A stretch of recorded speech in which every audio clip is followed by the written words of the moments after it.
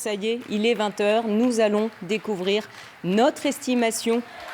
2 toutes petites minutes après, le grand vainqueur de la soirée retrouve ses partisans. Avec plus de 52% des voix, Xavier Bertrand a réussi son pari, lui qui liait son avenir à cette échéance.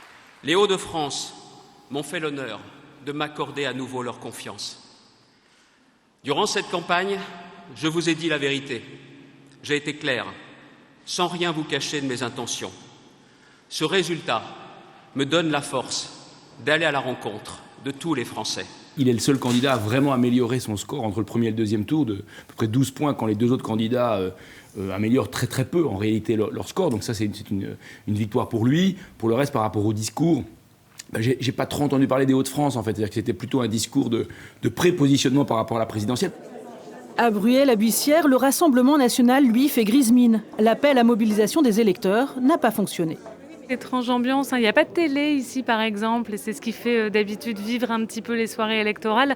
Alors voilà, les militants regardent leur téléphone pour voir les résultats, chacun un petit peu dans leur coin. Quand on regarde les chiffres, on a perdu, on ne va pas dire qu'on est satisfait, on est déçu. Ce soir, nous reconnaissons notre défaite à ces élections régionales, même si nous la reconnaissons avec déception, nous la reconnaissons. C'est un rendez-vous qui a été manqué.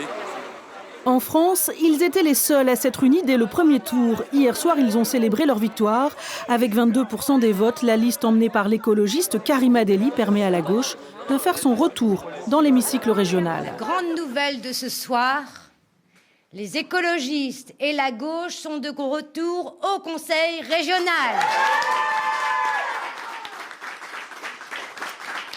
Après 6 ans d'absence. Et vous verrez, cela va faire la différence.